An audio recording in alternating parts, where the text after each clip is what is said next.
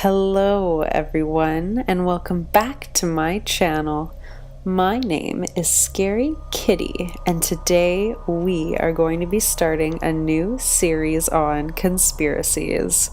We all love a good conspiracy, especially one as intricate as the one I'm going to tell you about today. Before we start, I want to sincerely apologize for the fact that I am going to absolutely butcher most of the names in this conspiracy. Can't blame a girl for trying. Information in the media currently has been blowing up about a specific plane and how multiple people claim to have found this missing flight. Today, we are going to start our own in-depth look into the disappearance of the most famous Boeing 777 flight of our lifetime. You've probably guessed it from the title, Flight MH370.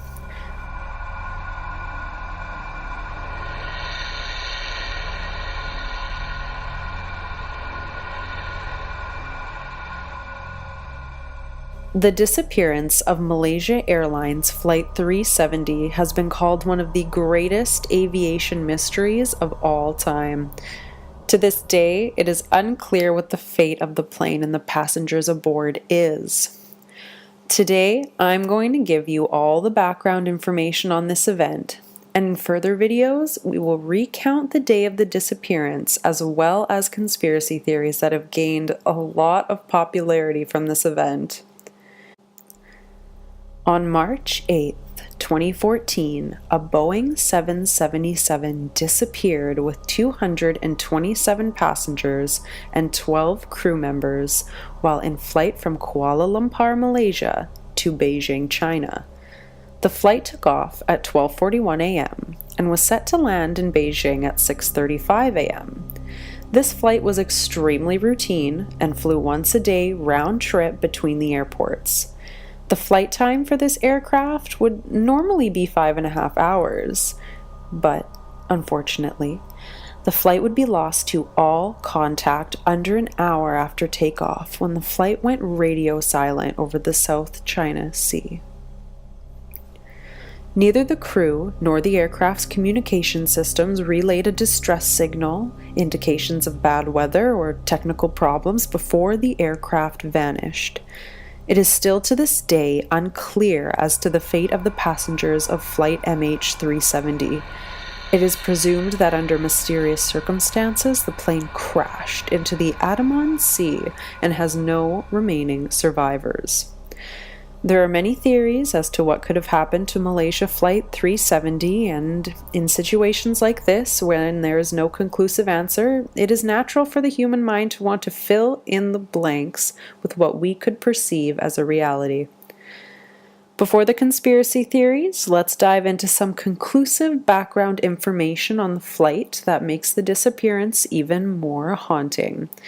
These pieces of information will be important moving forward into the next couple videos when we discuss some of these theories, so pay close attention. The flight contained passengers from 15 different countries, including Australia, Canada, China, France, India, Indonesia, Iran, Malaysia, the Netherlands, New Zealand, Russia, Taiwan, Ukraine, and the United States.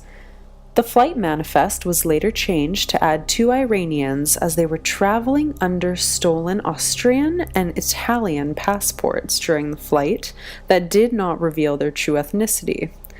153 of the passengers were Chinese, and in this group, 19 people with family members and staff were traveling back to Beijing from a calligraphy exhibit of their own work hosted in Kuala Lumpur. It is upsetting to think that such a joyful trip with friends and family would end in such horror. The 2 pilots of the plane were 53-year-old Captain Zahari Ahmad Shah and 27-year-old First Officer Farik Abdul Hamid. Together, the pilots had over 20,000 hours of flight experience, making it difficult to believe that these pilots would lack the experience necessary to maneuver out of any tricky flight situations.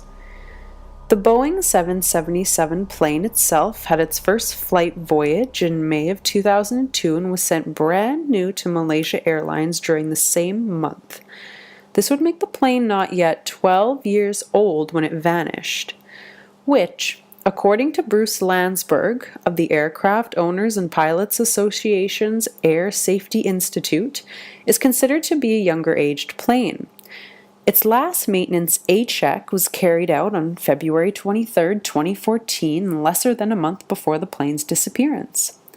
The aircraft was in compliance with all applicable airworthiness directives for the airframe and engines.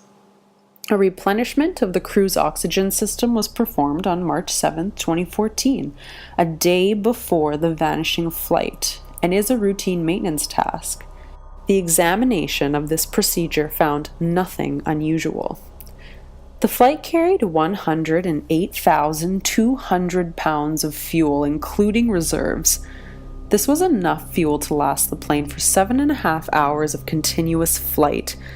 Remember, the flight from Malaysia to China should have only taken 5.5 hours, so the extra fuel was accounted for in case the flight had to make an alternate stop to 2 other airports in the area if necessary. These alternate airports were the Jinan Yaoquan International Airport and Hangzhou Shaoshan International Airport. Again, I apologize for absolutely butchering the names. In the next episode of this series, I'm going to be recounting the disappearance of Flight MH370 step by step, how it happened on March 8th, 2014. You aren't going to want to miss this. If you like this video, give it a thumbs up and subscribe to this channel if you want to hear more about Flight MH370 or any other creepy conspiracies. Do you have more background information on Flight MH370? Comment down below to let me know your info. You can email me your creepy experience if you want it read by me in the email I'll have linked down below. I can't wait to hear from you. And remember, stay scared, kittens.